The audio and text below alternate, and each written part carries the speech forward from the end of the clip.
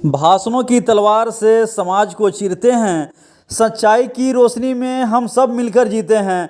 Civil court में करना पड़ता है मुकदमा, क्योंकि इंसाफ की जंग में हम सब अलविदा कहते हैं। नमस्कार, आप देख रहे हैं मेरा भारत मीडिया और मैं हूं रमाकांत सिंह। केंद्रीय मंत्री गिरिराज सिंह पर हिंदू स्वाभिमान यात्रा के दौरान भड़काऊ भाषण देने और लोगों को दिग्भ्रमित करने के आरोप पर AIMIM के दर्जनों नेता सिविल कोर्ट में जाकर किया केस।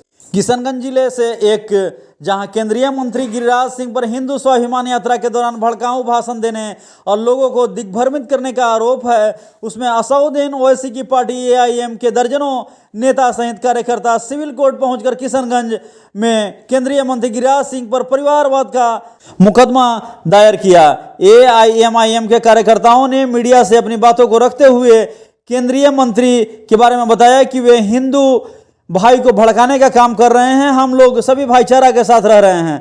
किशनगंज दौरे पर कई जगह जनसभा के दौरान उन्हें भड़काऊ भाषण देकर यहां की जनता को आहत किया है। वहीं उनके वकील शम्स आजाद ने कहा कि मुसलमानों द्वारा मंदिर को तोड़ा जाता है। यह न सिर्फ गलत आरोप है, बल्कि यह दंगा भड़काने वाला बयान है। इससे पूरा देश को गलत संदेश जाएगा।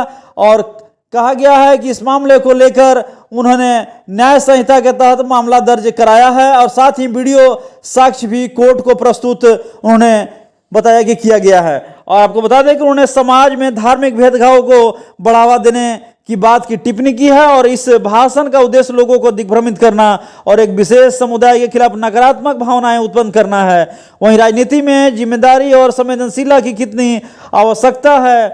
इस कानूनी कदम का उद्देश्य न केवल गिरिराज सिंह के भाषणों पर रोक लगाना है, बल्कि समाज में शांति और भाईचारों को बढ़ावा देना है। आइए जानते हैं कि इस मामले पर क्या कुछ वकील और लोगों ने बोला।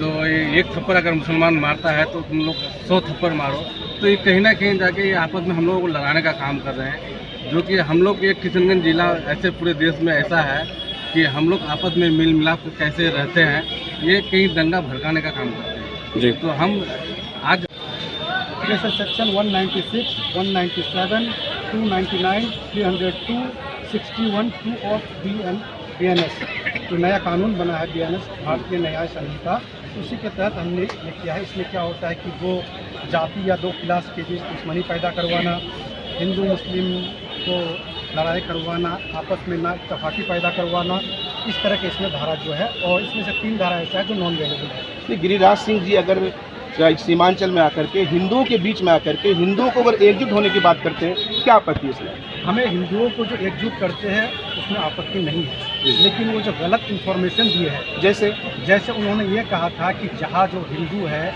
कम आबादी में है, जैसे 20-25 फैमिली वाला या घर वाला, वहाँ मुसलमान या बांग्लादेशी या रोहिंग्या वाले जाके उनका घर तोड़ देते हैं, उनको धमकी देते हैं, मंदिर तोड़ते हैं, पूजा करने नहीं देते। तो ये उन्होंने भड़काने वाला काम किया है। तो एकजुट करना वो अलग चीज़ है, लेकिन गलत मिस इन्फॉर्मेशन देना ये एक समझ लीजिए भड़काने का काम है। ये क्रिमिनल एक्ट है जी। और कौन से पॉइंट्स है सर इसको आपने डिफाइन करने की? इसमें तो सारा वही चीज़ है कि इसमें एक सेक्शन वो है कि अगर आप कोई भारत का नागरिक है, लेकिन आप उसके जाति या मजहब के आधार पर उसको भारत का नागरिक नहीं मानते हैं, तो ये भी एक क्राइम है और ये नॉन वेलेबल है। इसके तहत भी हमने उनको पेश किया। आज जो कंप्लेनर है हमारे इम्तियाज़ भाई और साथ में शम्स आगाज़ भाई, हमारे युवा जिला अध्यक्ष MIM के, अभी सीमांचल संगठन प्रभारी गुलाम हसनैन साहब, साथ में है नसीम भाई, हम लोग आज कंप्लेनर हैं यहाँ कोर्ट में। गिरिराज सिंह के खिलाफ मुकदमा दर्ज किए गए हैं। और सबसे बड़ी बात क्या है कि सीमांचल एक ऐसी खुशबू देने वाली मिट्टी है जो आज तक यहाँ कोई भी भाजपा का नेता का जो है यहाँ नापाक इरादा कामयाब नहीं हुआ।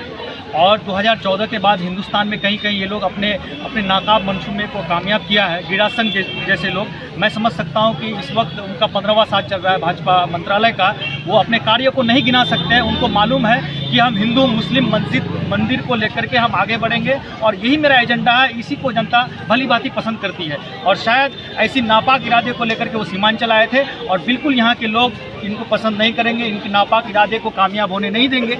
इसी के लिए आज हम लोग न्यायालय आए थे और न्यायालय में हम लोग गुहार लगाए हैं और हम लोग को उम्मीद है कि न्यायालय में इसका फैसला जरूर होगा इंशाल्लाह।